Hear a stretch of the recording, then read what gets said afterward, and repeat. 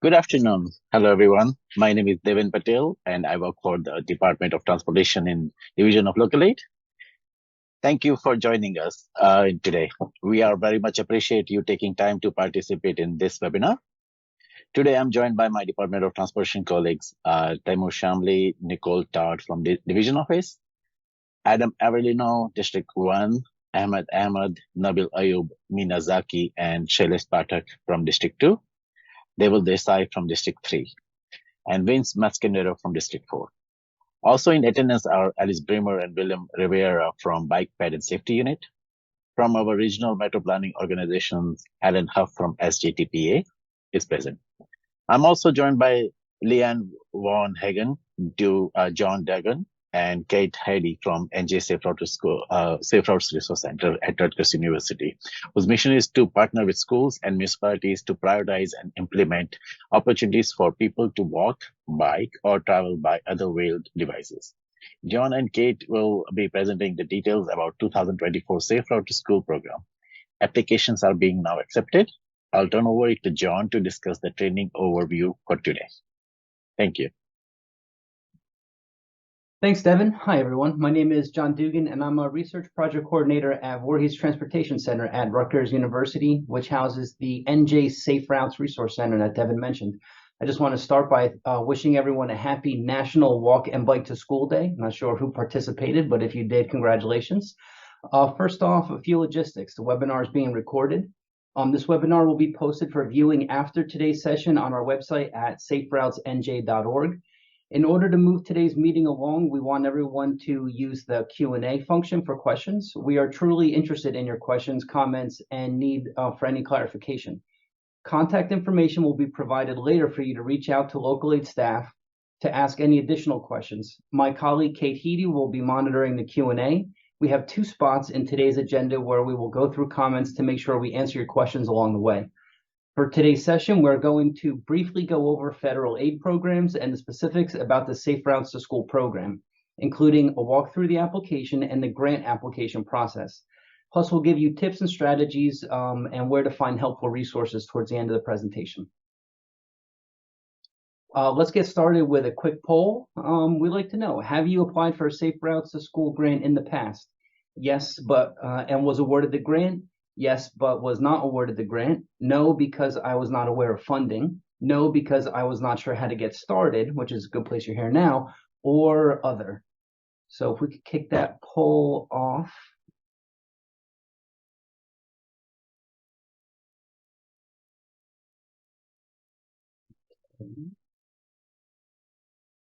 Should be out there. We're getting some, oh, nice, some quick responses. Great. All right, it looks like we got some others, and then no, because I was not aware of funding, which this is a great place to be. We got about 79% answered. A few more people logging in. Okay, kind of mix around, but mostly we have other and then no because I was not aware of funding, which, like I said before, great place to be. Feel free to use the chat for Q&A. We also have some Q&A built into the presentation itself. Okay, I'll end the poll for now and moving on. So basically, I still am looking at the poll on my screen. Okay, great. This is the timeline for the Safe Routes to School 2024 solicitation. Some key dates to keep in mind: the NJDOT mailed the solicitation letters on July 17th, 2023.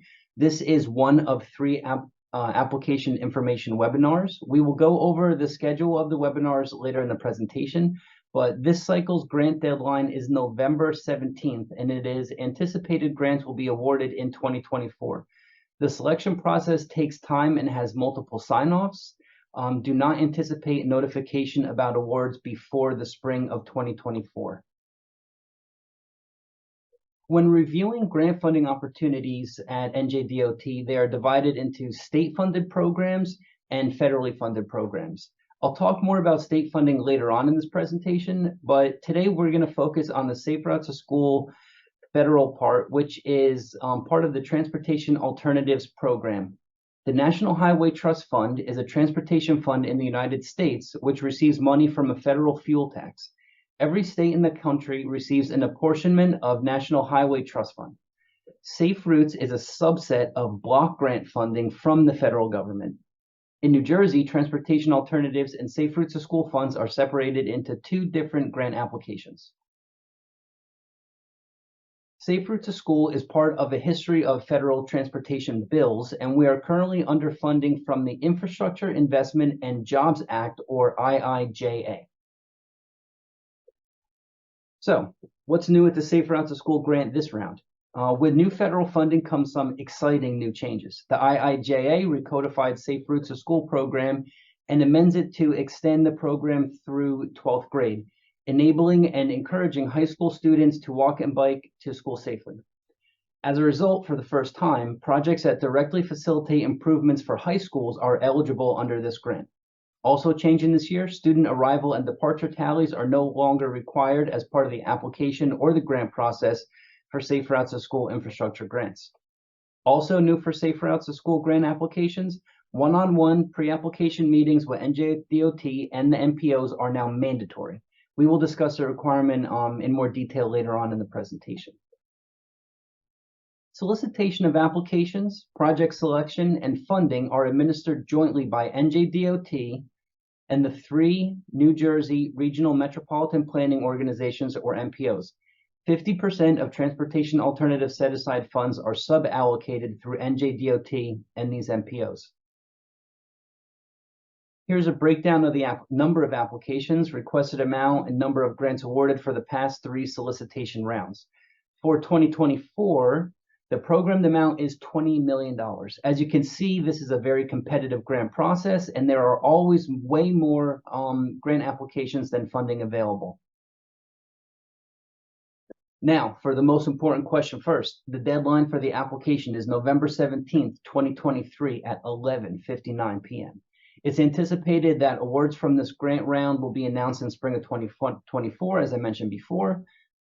Next, we will go over program details, and once again, please use the Q&A function for any questions, which we will get to shortly.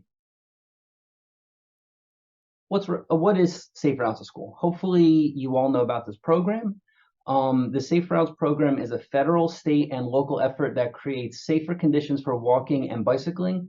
Where it's safe, we want to get more children and teens, including those with disabilities, walking and bicycling. And where it's not safe, we want to make it safe. The Safe Routes program also encourages students to walk and bicycle to school, fostering a healthy, active lifestyle at an early age. The objectives of the Safe Routes grant program are to facilitate projects that will improve safety and reduce traffic, fuel consumption, and air pollution around schools. So who's eligible to apply? The majority of applications are from municipal governments. However, county schools, school districts, or boards of education may also submit an application for Safe Routes to School grants. This includes public, charter, and private schools, provided that the project is in the public right-of-way. Nonprofits are highly encouraged to partner with their local agencies, such as their municipality, county, school, or school district. Infrastructure funds are intended to be used for projects that facilitate walking and/or bicycling to school. Proposals must define a complete, identifiable, and usable facility or activity. Funds are not available for partial activities that cannot function as a complete and useful whole, or for projects that do not have independent utility. What projects are eligible? Projects to encourage and enable children in grades K to 12 to walk and/or bicycle to school. Then they must be within 2 miles of a K to 12 school. They must be infrastructure projects only. For infrastructure projects, public funds must be spent on projects within the public right-of-way. This may include projects on private land that have public access easements. Public property includes lands that are owned by a public entity, including those lands owned by public school districts. For projects on private land, there must be a written legal easement or other written legally binding agreement that ensures public access to the property. Some examples of pedestrian safety projects include new or upgraded sidewalks, ADA curb ramps, which provide accessible routes for people with disabilities, crosswalk installation or striping, pedestrian crossing signs indicating when to walk and don't walk, pedestrian push buttons or signal heads, school zone delineation, including signs, striping, and lighting, This list is not intended to be comprehensive, and there may be other eligible projects that meet the objective of improving pedestrian safety and access around schools. How about some examples of bike safety projects? On-street bike lanes or shoulders, off-road bike paths or trails, bike route signs, bicycle parking, including bicycle parking racks and lockers. And please remember that bike parking is often lacking and is some of the most important part of these projects. This list is also not intended to be comprehensive, and there may be other eligible projects that meet the objective of improving bicycle safety and access around schools.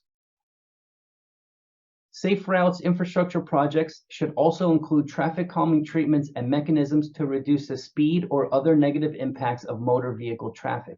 Examples include, but not limited to, curb extensions, center island medians, permanent radar display, speed humps or tables, and or partial or full street closures, raised crossings, raised intersections, pavement markings that reduce travel lane widths and road diets, flashing beacons, bicycle-sensitive signal actuation devices, pedestrian countdown signals, pedestrian-activated signal upgrades, and sight distance improvements. Projects not eligible for Safe Routes infrastructure grants funding include education and encouragement programs, which are available through free technical assistance with Safe Routes regional coordinators at the 8 Transportation Management Associations throughout New Jersey, which we'll get to later on in the presentation. Funds cannot be used to make traffic smoother or easier for parents to drop off or pick up their children in cars at school. Remember, the primary beneficiaries are children walking and bicycling to school. However, improvements that remove motor vehicles from the school zones, like moving parking for parents to a location off school grounds for temporary road closures in front of or around schools, is eligible. Also ineligible are crossing guard salaries. Let's talk about eligible costs. Only construction costs are eligible under this grant. It's important to note that costs for construction inspection services should be identified separately if funds are desired. Project costs not eligible for funding include administrative costs, miscellaneous contingencies, right-of-way, utility relocation costs, and uniform traffic directors unless required by design. Requirements of the infrastructure grant include the following, and if any of these are not met, then the application will not be considered. First and foremost, applications must include signed and dated resolutions of support from the municipality in either a resolution or letter of support from the school board. In addition, a letter of support is needed from owners of any right-of-way, including county roads and parks, etc. Resolutions are not accepted after the application deadline. A maintenance commitment from the applicant, and this is usually the municipality. The maintenance commitment statement can be included as part of the resolution of support, and an example of the resolution with maintenance commitment is on the SafeRoutesNJ.org website, as well as the SAGE application, which Kate will explain in a little bit. Applicants must identify a primary point of contact known as the person of responsible charge. This person must be a full-time employee and cannot be a consultant. The project must be located within 2 miles of a K-12 school. Applicants must participate in one-on-one application meetings, which we will discuss further shortly.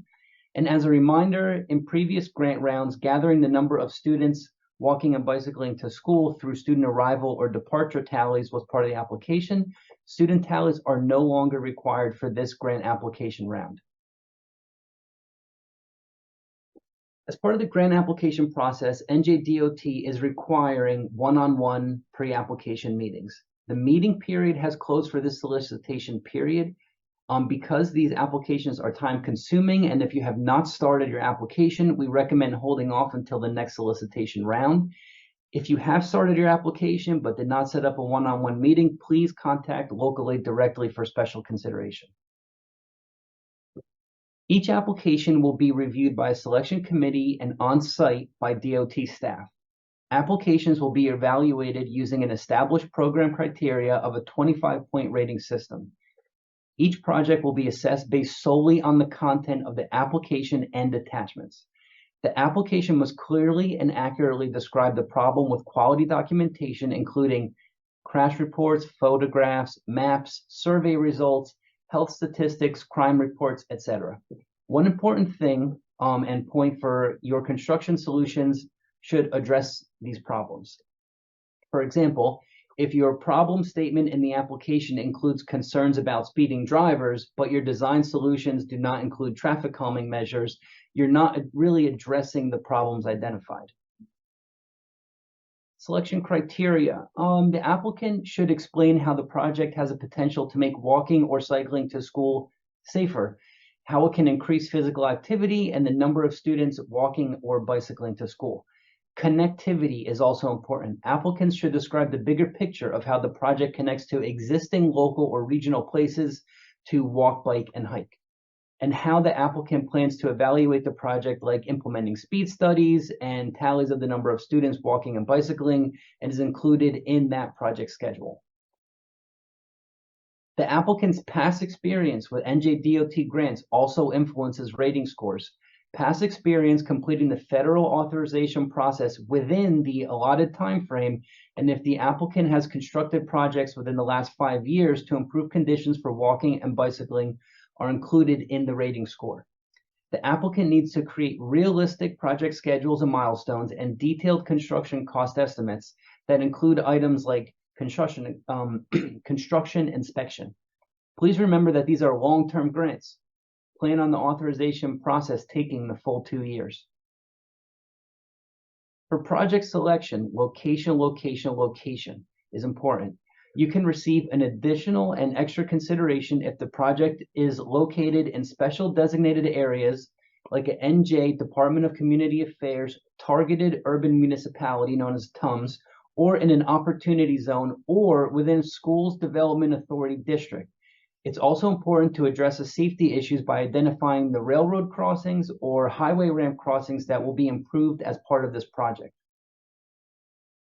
Another area of extra consideration showing a demonstrated commitment to safety. Communities and schools that shown commitment to walking and bicycling by implementing various improvements or programs and/or have taken steps to plan for better pedestrian and bicycling facilities will receive extra consideration as well. This includes municipalities with adopted complete streets or complete and green streets policies, school districts with supportive walk and bike to school policies or support active travel in their school wellness policy, schools, school districts, or municipalities that have been awarded NJ Safe Routes Recognition Program at the gold, silver, or bronze level, or have a school or school district travel or bicycle and pedestrian travel plans that include the proposed project and was completed within 5 years. Also, schools and towns that support and promote walking and bicycling with activities such as Walk and Bike to School Day, which some people might have done today for the International Walk and Bike to School Day, walking school buses, bike trains, walk and bike safety programs, and bicycle rodeos and bicycle clinics. Basically, you get extra consideration the more you can show support through planning efforts and existing programs that encourage students walking and bicycling to school. All grant applications will be reviewed for deliberate and actionable considerations of equity in underserved communities. Consideration will be given to applications that provide additional benefits to a community or communities identified in the following categories. Title VI of the Civil Rights Act, environmental justice communities, limited English proficiency populations, and individuals with disabilities. Census data will be used to determine if a project meets this equity criteria. The following data sets will be used: percentage low income and percentage minority, less than high school education and linguistic isolation, individuals under age 5 and individuals under age 18, individuals over age 64, and individuals with disabilities. As an applicant, you will not be required to show or map the census data. Just know that NJDOT will be looking at these factors and equity considerations as part of the review of each proposal. If you have multiple projects that you're considering, choose the project located in the section of your town that has the greatest needs. In your application, be sure to clearly denote the limits of your project. Did you notice that I went through the part about opportunity zones pretty quickly? Maybe you thought to yourself, how do I find out more? No worries, because if you have not already used it, the Department of Community Affairs has a mapping tool that maps opportunity zones and other points of interest like libraries or more. Plus, you can print your maps to include in your application. Search for the NJDCA Community Asset Map and start playing around with the data today. The list of targeted urban municipalities can also be found in the SAGE application. My colleague Kate will now walk you through the Safe Routes to School Infrastructure Grant application. We'll stop for Q&A after she reviews the application, and I will now turn it over to you, Kate. Thank you, John. Hi, everyone. I'm Kate, and I'm with the Safe Routes Resource Center at Rutgers University. Next, I'm going to walk you through the online application. As mentioned, we will take a break for questions and answers after my review of the grant application. As I'm talking, please feel free to put your questions in the chat so we can make sure they're answered. To apply for the Safe Routes to School grant, applicants will need to utilize SAGE, or the System for Administering Grants Electronically. Each municipality has access to SAGE. Likely the administrator of the municipality has the username and password, so check with that person first. Municipalities and counties already have an authorized official registered with access to SAGE from the New Jersey Department of Community Affairs, DCA. If you are a school or school district and don't have access to SAGE, contact NJDOT or local aid to request access. If you do not have access to SAGE and you are not representing a municipality or school district, you can apply as a new user online through the NJDOT website. Helpful links are located on the SAGE homepage if you need additional help, or contact the NJDOT Local Aid RC for more in-depth concerns. You can start a SAGE application at any time and update and edit as needed. Now I'm going to walk you through the application screens on SAGE. Once you log into SAGE, you will see the program requirements for the Safe Routes to School grant. There are 5 requirements, which are 1, resolutions, letters of support, 2, maintenance commitment, 3, responsible charge, 4, distance to schools, 5, completion of a one-on-one application meeting. Now I'm going to talk about each of these requirements in detail. If any of these requirements are not met, unfortunately, the project and the application will be considered ineligible. So each application must include as attachments board-approved resolutions of support from the governing body applying for the grant. Resolutions of support are required as they demonstrate compliance with federal regulations, allowing an opportunity for public participation and community input. The resolutions further demonstrate there's a formal local stakeholder support of the proposed improvements. Resolutions must be dated within 1 year of the solicitation letter, which was July 17, 2023. The resolution must be signed, providing evidence of board action of adopting the resolution. Unsigned resolutions will not be accepted, and the resolution must refer to the project. Letters signed by the mayor, county freeholder, or executive director of the organization, or resolutions of support are required from the participating school board or board of education and the owner of the public right-of-way in which the project is to be located, usually the municipality or county. In addition, if the ownership of the public right-of-way where the project is proposed is different than the applicant, they must show support for the project in the form of a letter or an approved resolution. The applicant is a private school. A letter signed by the executive director may be attached in lieu of a resolution. If the project is on a state road, there will be no resolution of support needed from the NJDOT. You will need to coordinate with the appropriate regional NJDOT office to receive the necessary highway occupancy permit approvals prior to the federal authorization of construction. As with the governing body, the letters and resolutions of support must be signed, passed, and dated within 1 year of the solicitation letter, which was dated July 17, 2023. Be sure the project is referred in the letter and the resolution. Sample resolutions of support can be found on our website at saferoutesnj.org/funding. The second program requirement is maintenance commitment. The applicant must indicate and certify continual ownership and maintenance of the life of the project. The applicant does not have jurisdiction over the right-of-way where the project is proposed, then a signed letter or board-approved resolution must be provided. These must also be signed and dated within 1 year of the solicitation date, which was July 17, 2023. Unsigned letters and resolutions will not be accepted. The letter must be addressed to the applicant, not to NJDOT, and refer to your project. So here's a sample of a resolution which includes both support of the project from the municipality, which is requirement number 1, and maintenance commitment to the project, which is requirement number 2. This sample is embedded within the SAGE application for ease of use and is also available at on our website at saferoutesnj.org/funding. If the applicant does not have jurisdiction over the right-of-way where the project is proposed, then a signed letter or board-approved resolution must be provided by the party with the jurisdiction and can also be combined into one letter showing support and maintenance commitment. Applicants must provide a full-time employee as responsible charge of your project, and this is requirement number 3. The person must be a full-time employee of the applicant. The name, title, and employer of the person who will be responsible charge of the project is required. Consultants are not eligible to serve as responsible charge.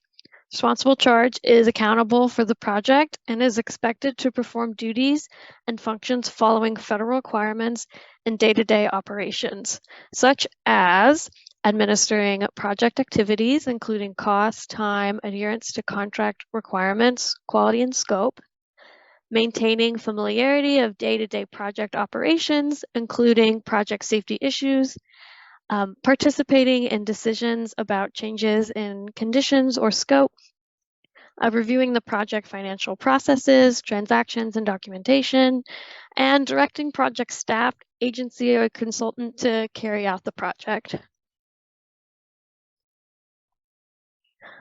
Requirement number 4 is that the project must be within 2 miles of a K-12 school.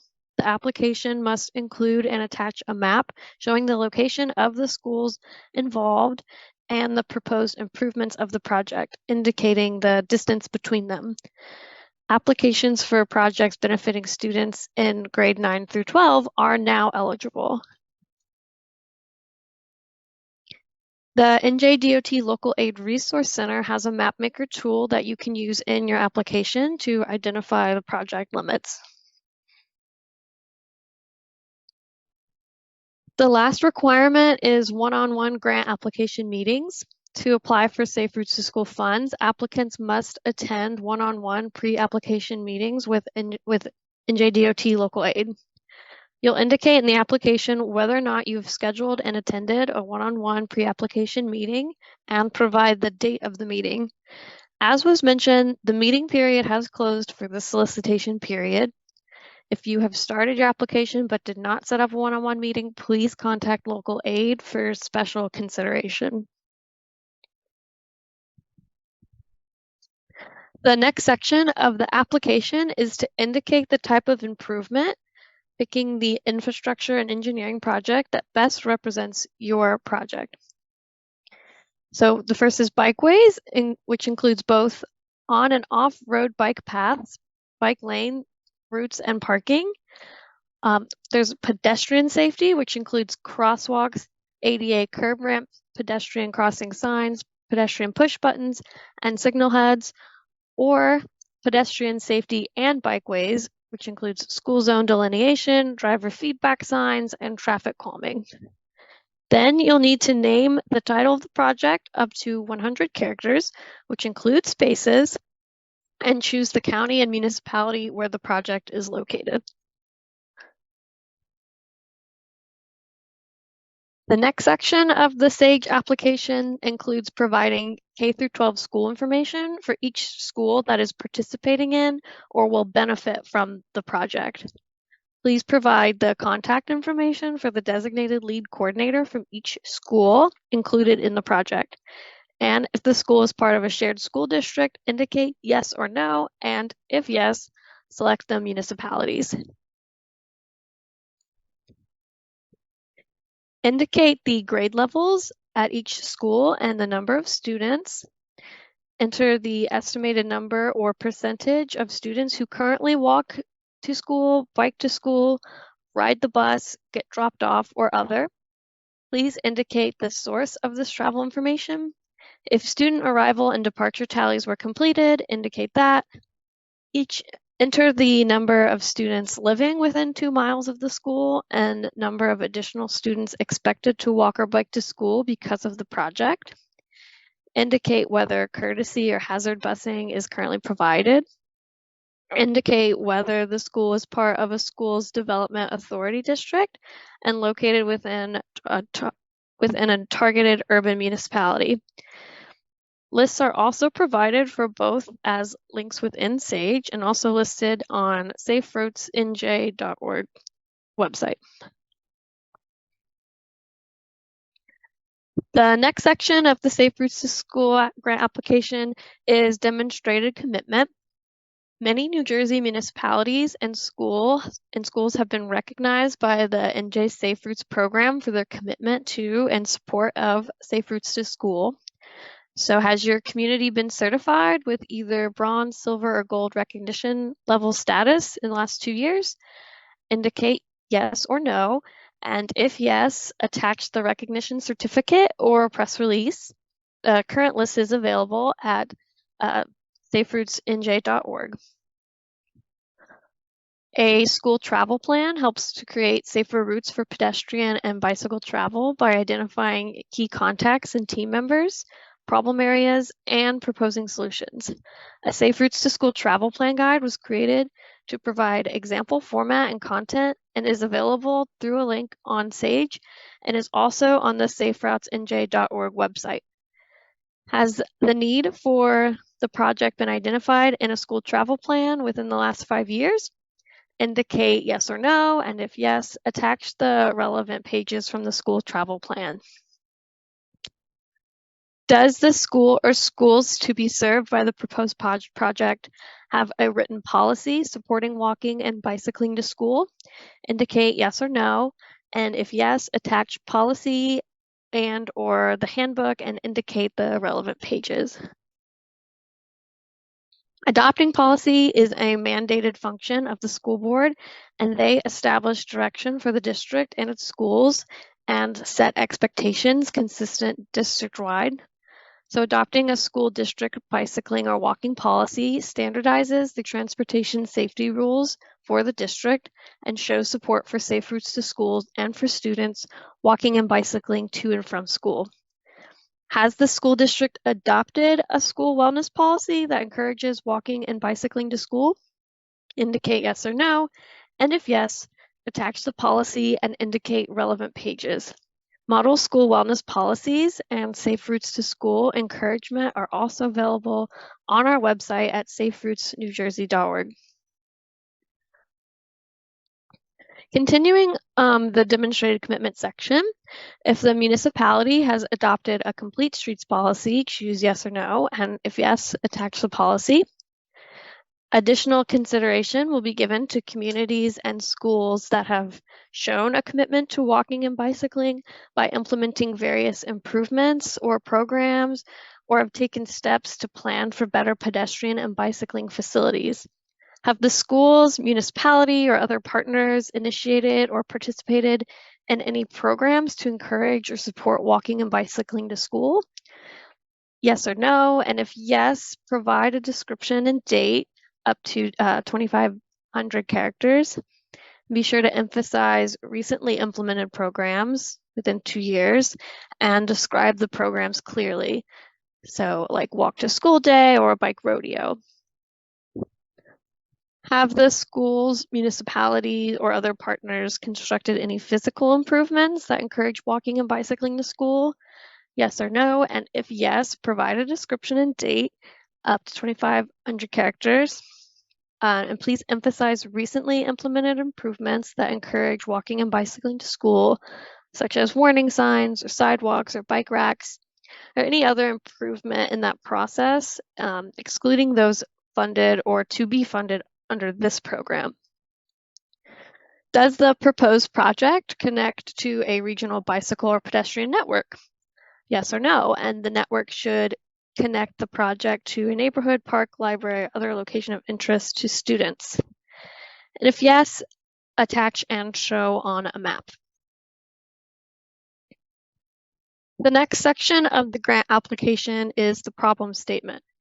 So describe the obstacles, physical or other, to walking or bicycling to school to 2,500 characters. Describe the current hazards facing students who walk or bike to school, up to 2,500 characters. You're encouraged to reference supporting documentation, such as maps, history of traffic problems, crash reports, traffic counts, speed surveys, health statistics, crime reports, photos of deficiency, walkability audits, census information, and survey results. The next section of the application is problem documentation. So attach a location map showing up to a 2-mile radius of the schools, label the school site or sites, and the problem areas. You'll be able to attach up to 10 photographs of problem areas, maps, photographs, and other data which provide evidence of the severity of the problem can be uploaded to Sage. Attach up to 10 additional files, such as crash data, crash reports, maps, survey results, health statistics, crime statistics reports, speed surveys, walkability audits, census information, or other files which provide evidence of the severity of the problem. The project proposal section of the application prompts you to enter the project limits from and to with up to 100 characters each. Describe the project in summary, indicating the school or schools at which the project will take place, up to 2,500 characters. Be sure to indicate the schools that benefit from the project and explain how the project will create a safer walking or bicycling environment or encourage more children to walk or bicycle to school. Discuss how many children will benefit from the project and whether it targets one neighborhood or the entire school community. Explain how the project will create a safe walking or bicycling environment, up to 2,500 characters. Explain how the project will enable and encourage more children to walk or bike to school, up to 2,500 characters. And indicate the distance from the school. It must be within 2 miles. Show on a street location map the proposed infrastructure improvements, the school location, and walking and bicycling routes. Provide information about the location of the project or projects and show the location or locations on a map. They must be within 2 miles of the school, and indicate whether the project is on a walking or bicycling route to school and illustrate the relationship between the school and the project on the map.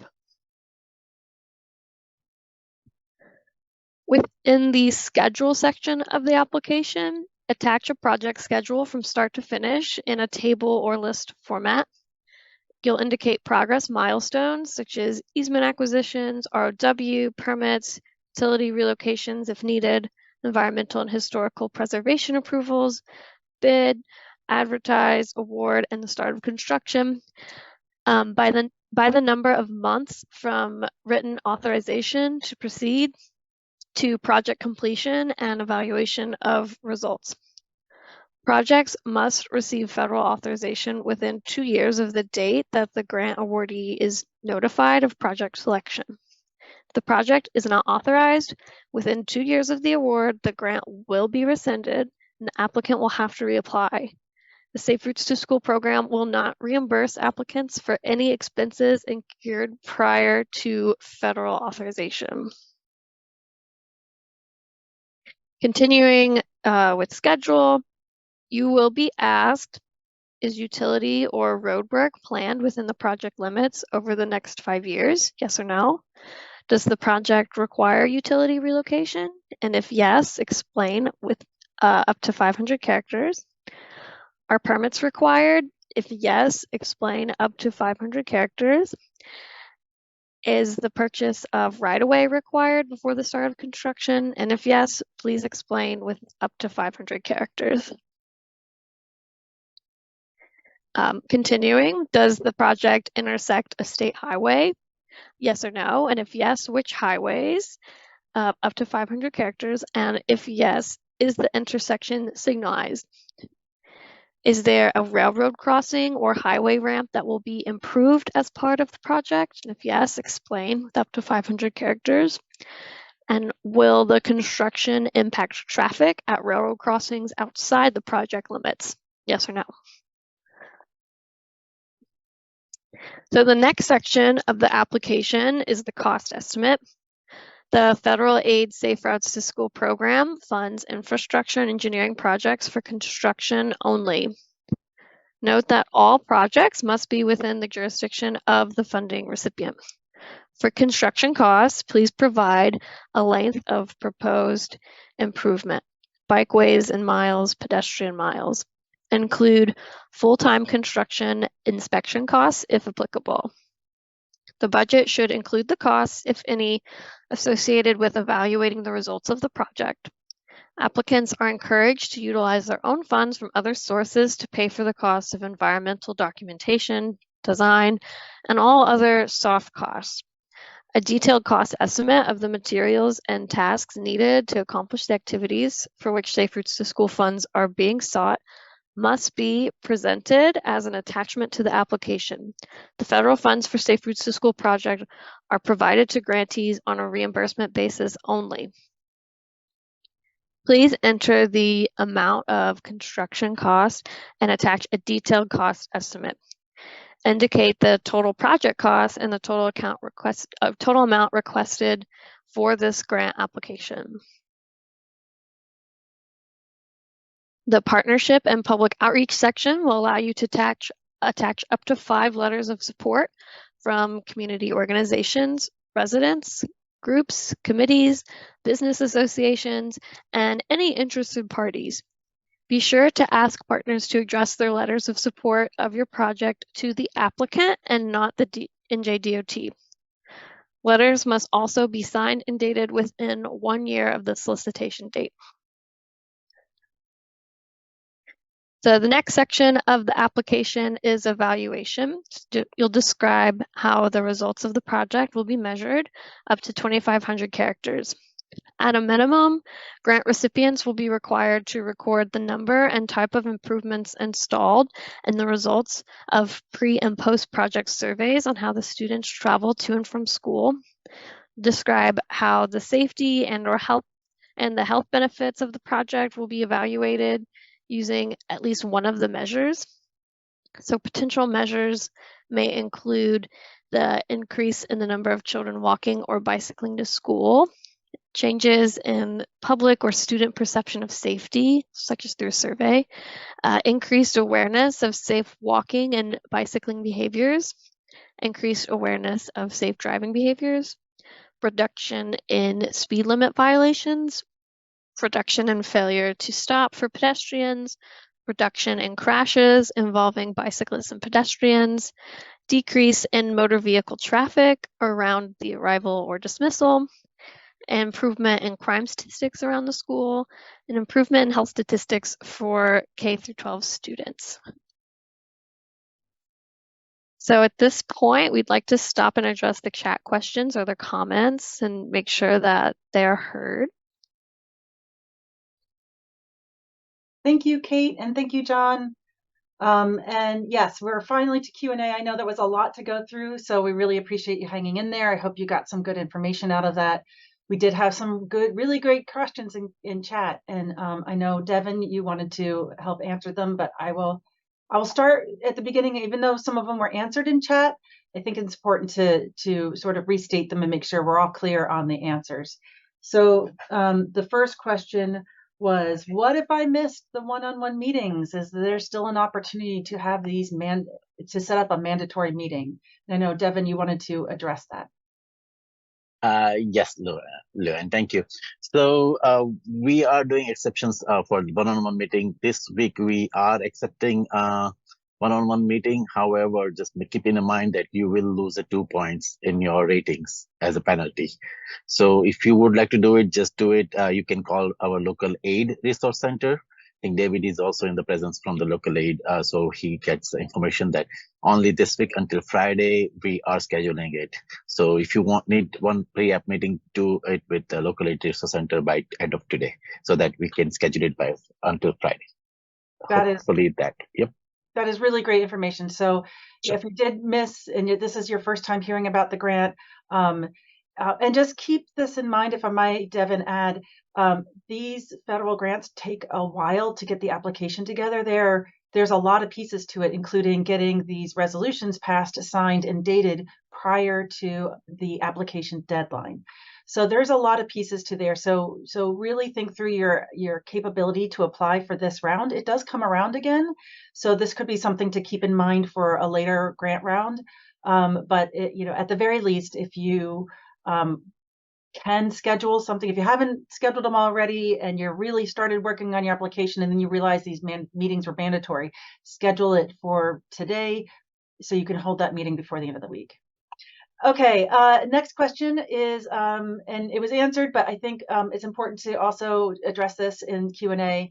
Can school systems apply or only municipalities? So there was an answer. Devin, do you want to jump in on that too? Yeah, sure. So school system can apply, but they need to work with their local municipalities because municipality will submit us a resolution. We need a resolution from school also, like Kate explained. So yes, school can apply, but they have to work with their, they have to work with their municipality. Yeah. So yeah, your schools are, and we rarely get school districts applying, mainly because the roads are either, that the school's located on. If you're looking at an off-school property type of improvement, you're either going to be on a municipal road, a county road, or a state road. And so it's important to make sure that you are coordinating with those entities that have ownership of that type of road. Okay. Our third question that was in chat was about design assistance. Well, really it was about, hang on, let me,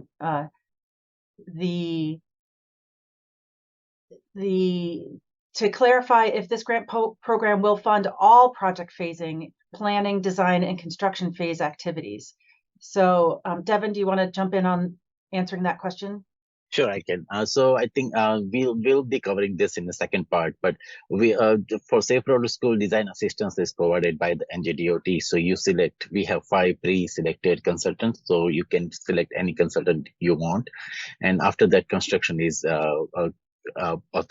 eligible for that.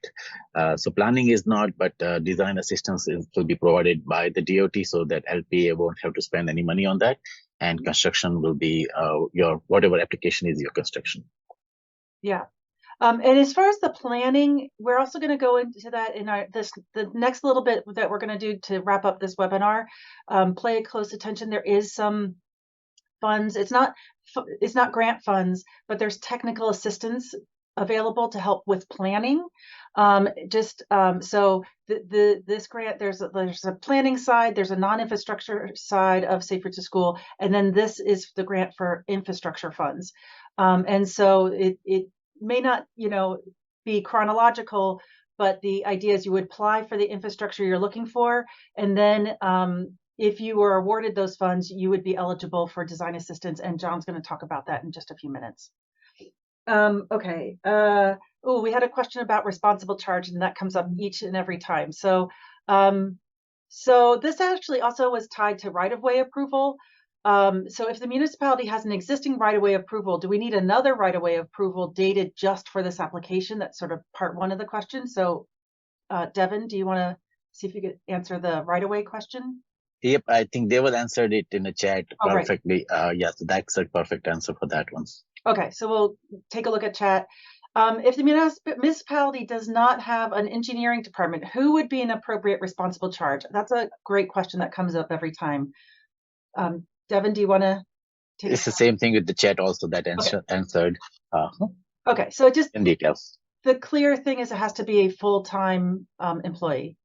Okay, so we got both of those. It doesn't have to be engineer, but it could be mayor, councilman, but full-time employee of the township.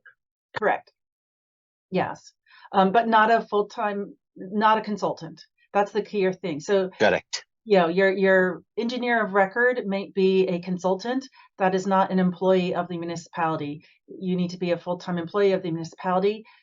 And granted, and John will cover this in a moment, we know not every municipality has a full-time employee. Some of our municipalities don't. That's the kind of question to bring to your one-on-one meetings, to talk with DOT about any other opportunities to still apply for this or maybe other type of grant. That person of responsible charge is a federal requirement for these grants. So this is something that is just has to be a check mark on the grant application. I believe, John, did it look like I got through all the questions? And yeah, it looks like we got through everything, and it looks like in the chat was pretty robust with answers too. So if you're ready, I can get started for the second half. If there was a question that we missed, we are going to cover a lot more information in the next section, but please feel free to keep adding your questions to Q&A. We'll answer them at the next section. We'll answer them in chat. So we will get to everything as you're seeing right now. So Kate, if you are ready, I'm ready for the next section. Okay, next section. I'm going to talk about grant application process. Basically, for a look at the bigger picture, there are 5 stages to the federal grant process. Currently, this is stage 1, or the pre-award stage, where NJDOT is soliciting grant applications. Following this stage are the award notification stage, where those who were awarded contracts set up a kickoff meeting with NJDOT. Next is the authorization stage, where NJDOT and FHWA will review all final documents, and you will receive written authorization to proceed and be able to start spending the funds. Then the implementation stage, where you perform grant requirements, submit reports, and request and receive payments. And finally, the closeout stage, which finalizes the contract after all aspects of the project are complete. Please be aware, completion of all 5 stages will take several years. However, projects must receive authorization or completion of stage 3 within 2 years of notification of project selection. This includes demonstration that the necessary permits, approvals, and environmental clearances will be obtained within that time period. So some things to keep in mind as you consider applying for these funds. First, completing the authorization process, or stage 3, is necessary prior to funds distribution. Any money spent prior to receiving the official go-ahead from the FHWA will not be reimbursed. Second, funds are provided on a reimbursement basis. This means you will need to spend the money upfront and present invoices for the money spent before you are reimbursed. Be sure to budget accordingly. Finally, all applicable federal laws and regulations must be followed. Make sure you have the capacity to manage these federal funds. We're very lucky here in New Jersey because by federal law, this grant requires a 20% match. However, the NJDOT covers the 20% match with state funds. Thus, no additional match will be required of the applicant. One of the opportunities with the Safe Routes to School program is a design assistance program, which Devin did mention earlier. This will be available to all 2024 Safe Routes to School program grant recipients. The design assistance program makes available consultant engineering services to assist with the development of plans, specifications, and estimates for projects. NJDOT will establish a pool of engineering design consultants through a quality-based selection process. This purpose of this pre-qualified consultant pool is to aid in the project delivery process by reducing the time required to procure professional services and ensure the consultant selection process is compliant with federal regulations and requirements.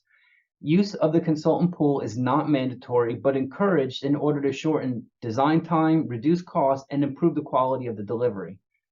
There are several steps to selecting a consultant and negotiate services as part of the design assistance program process.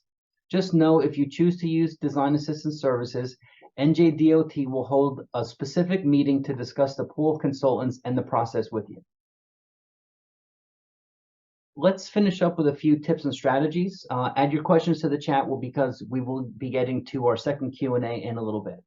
First and foremost, make sure you review all NJDOT grant application guidance material. There are a number of resources at NJDOT.localaidrc.com.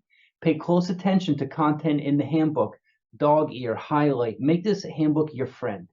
All of what we presented today is in the handbook and more. Make sure you download the current version. Make sure to include all 5 application requirements that Kate went over.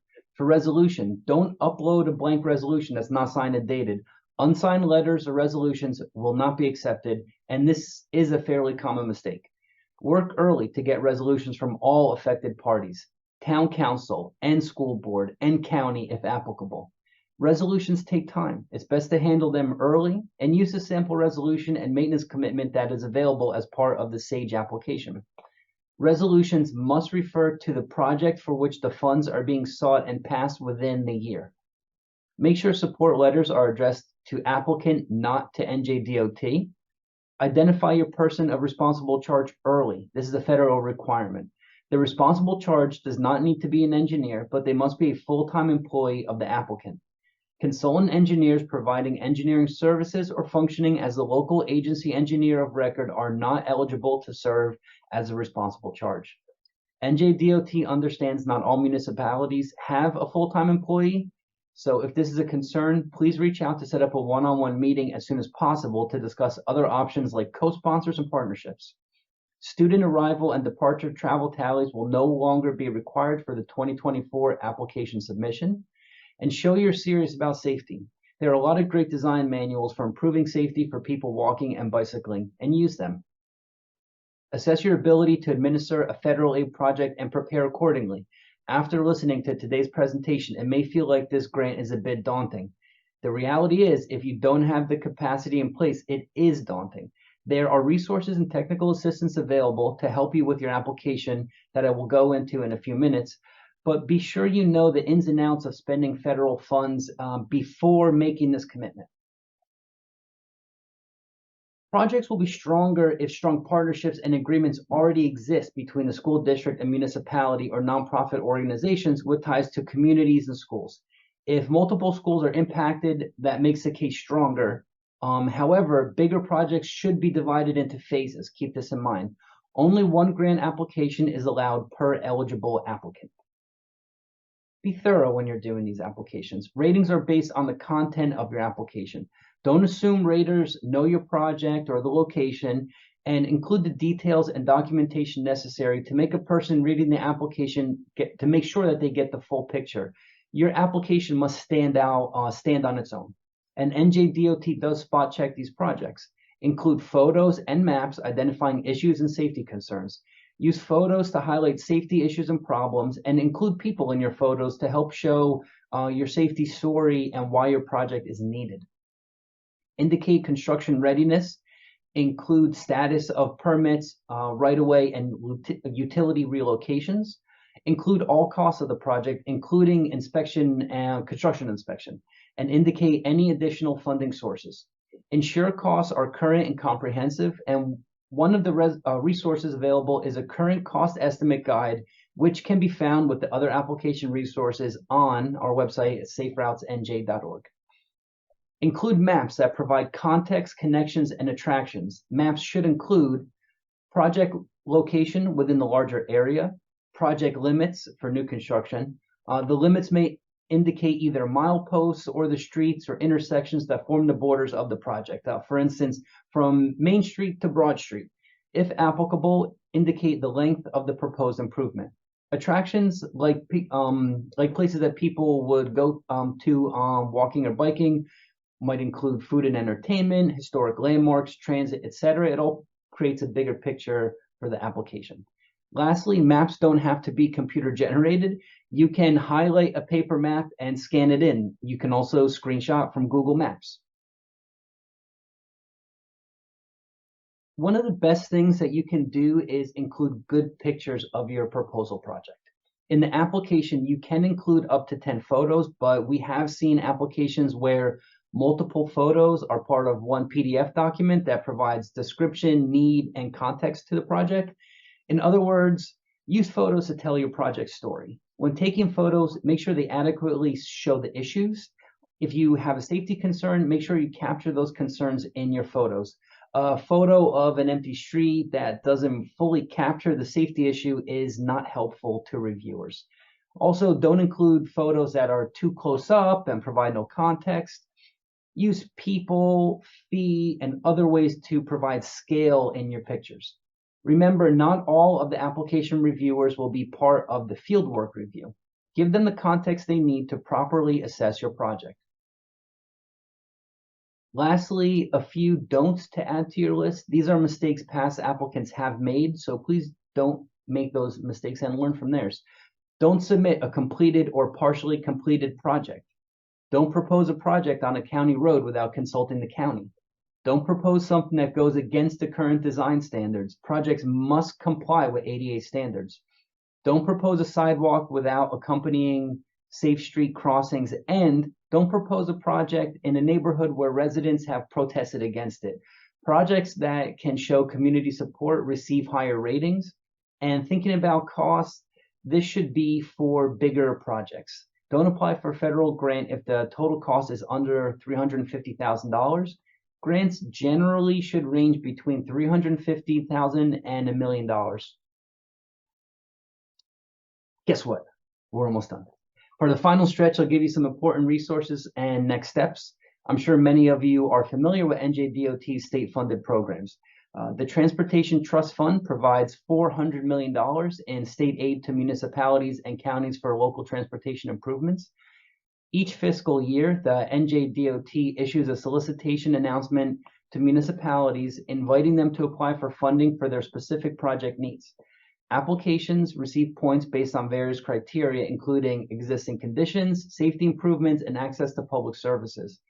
Other important criteria include the municipality's special designation, whether the municipality has received an allotment within the last 3 years, and the municipality's award and closeout performance on previously awarded grants. An extra point is given to towns with a complete street or complete and green streets policy. As a new requirement for this year, applicants applying for state-funded programs will be required to use the new Project Management Reporting System, or PMRS, to submit resolutions. The new PMRS shifts most project management, accounting, contracting, and other functions to an automated system. Training on this new project management system is available through Local Aid Resource Center under Resources. The New Jersey Transportation Infrastructure Bank is an independent state financing authority responsible for providing and administering low interest rate loans to qualified municipalities, counties, and regional authorities in New Jersey for the purpose of financing transportation quality infrastructure projects. Currently, the construction loan interest rate is 2.6%. Check the NJTIB website after our presentation for an updated interest rate. It looks like these are updated up until 10/31. To make an appointment with Infrastructure Bank staff to discuss your project, please visit njib.gov/NJTIB. Okay. If you're thinking about your projects and realizing that you may need help with creating a larger bicycle or pedestrian plan, please keep in mind the NJDOT Borough of Safety, Bicycle, and Pedestrian programs offer planning technical assistance through their local technical assistance program. To date, the office has funded plans in over 100 towns through their on-call consultant program. On-call consultants are paired with your town to help create the process and plan to improve conditions for walking and bicycling. If you're interested in learning more, please visit NJDOT's Transportation Commuter page on their website, and that link is on the presentation as well, on the slide. There are many resources that can help guide municipalities on policy and design that address walking and bicycling, including several guides that are specific to New Jersey. For example, New Jersey Department of Transportation's Complete Street Design Guide, the Complete and Green Street's Model Policy and Guide, and the newly released Planning for Greenways Guidebook. In addition, the NJ School Zone Design Guide for more specific school zone safety designs, and the School Bike Parking Guide, which is not only helpful bike parking information for schools, but locations throughout municipalities as well. These are just a few resources. Your county and MPO may have more. Show your commitment to safety once again. This is more than some new road striping and a few signs. Consider designs that will make a real impact on the safety of people walking and bicycling. The key is all environmental and engineering plans and specifications shall conform to engineering standards and must be prepared by a professional engineer licensed to practice in New Jersey. Another great resource is FHWA's Proven Safety Countermeasures, which are evidence-based treatments and strategies that practitioners can implement to successfully address crashes to achieve these safety goals. Finally, other resources and technical assistance you should take advantage of to help you with your grant applications. The NJDOT Local Aid Resource Center was created to assist each community with project planning, grant applications, project delivery, and guidance through the federal process and more. This is always a good place to start for all NJDOT grant information, and there is a help desk for questions and a website with a variety of information and resources. The website is njdotlocal.aidrc.com. Consider the Local Aid Resource Center as your information hub for all NJDOT grants. It's a source of valuable information delivered in a variety of formats accessible on multiple platforms, including social media. You can also still find the resources you need from NJDOT's Local Aid and Economic Development website, including access to SAGE, which Kate walked you through, to start your application. NJDOT's Division of Local Aid and Economic Development is divided into 4 districts, plus staff at NJDOT's headquarters at the main office. Your local district representative will manage grants selected to receive the funding. Also, we mentioned this before, one of the best resources is free technical assistance. New Jersey has 8 regional transportation management associations that cover all 21 counties in the state. Staff within these associations are available to help with several walking initiatives, including safe routes to school programs, helping complete school travel plans and student travel mode tallies, as well as assist on adopting complete and Green Streets policies. The New Jersey Safe Routes Resource Center provides a number of resources to assist you with your grant application, including estimating improvement costs, engineering and design solutions, example of school wellness policies and resolutions of support, and much more. Please check out our website at saferoutesnj.org. The MPOs have great resources as well. For example, for applicants in Mercer, Burlington, Camden, and Gloucester County, the Delaware Valley Regional Planning Commission has recently launched a regional sidewalk inventory that maps every sidewalk, curb ramp, and crosswalk in the greater Philadelphia area. The Sidewalk Gap Analysis Explorer helps communities around the region prioritize pedestrian improvements that will make the greatest impact. This is an interactive web map that can help you understand how your Safe Routes to School project will improve pedestrian connectivity within your community. Another website to browse is the Federal Aid Essentials for Local Public Agencies.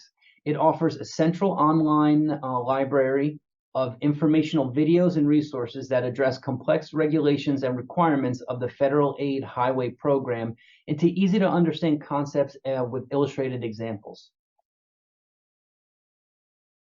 The training programs offered through the Center for Advanced Infrastructure and Transportation, or CATE, not to be confused with Kate Heedy, who did a presentation earlier, at Rutgers offers webinars that are certified for continuing education credits for several professional organizations.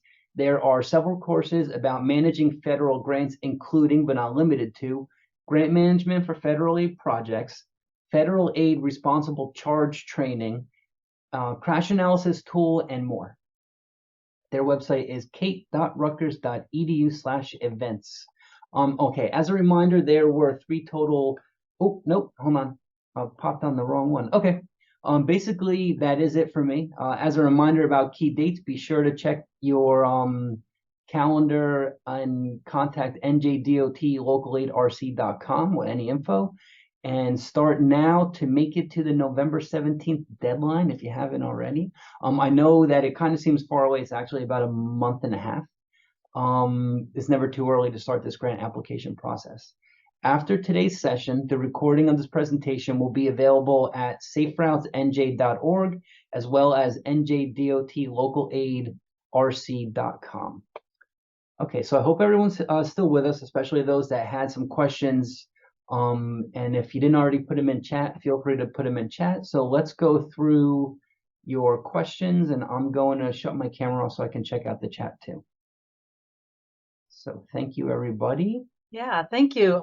We don't have that many more questions in chat, but we'll just go through a few of them anyway, just to make sure they're clear. So the next grant round for Safe Routes to School, Devin, do you want to say what we anticipate? Yes, I put it in chat. So next round, we intend to do this program every 2 years. So next round will be in 2025, but I just put it also in the chat. It depends on all federal money availability. So if funding is still there, definitely we'll do it in 2025. It's every 2 years. That's what we do.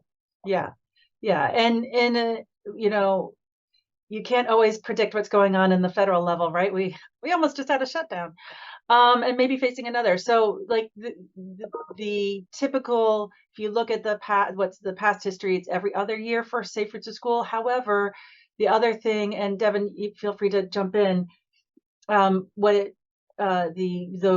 federal grant money that'll be typically announced on the years Safe Routes is transportation alternatives, which is another focus on walking, biking, streetscape, and other types of improvements. So keep an eye out for transportation alternatives. You might find there's a project that you're looking for that meets that federal grant requirements. And typically that's announced the year that Safe Routes to School is not. Again, it all has to do with, federal money and its availability. So there was a question about distributing these slides, and yes, they actually already are distributed. So I put into chat the location on our Safe Routes New Jersey Resource Center website for the grants. And if you scroll down, there's these 3 big green buttons, and there's one that says additional Safe Routes to School grant resources. And in that, you'll see the slides are already up. And as John just mentioned, this recording from today will also be available on our website.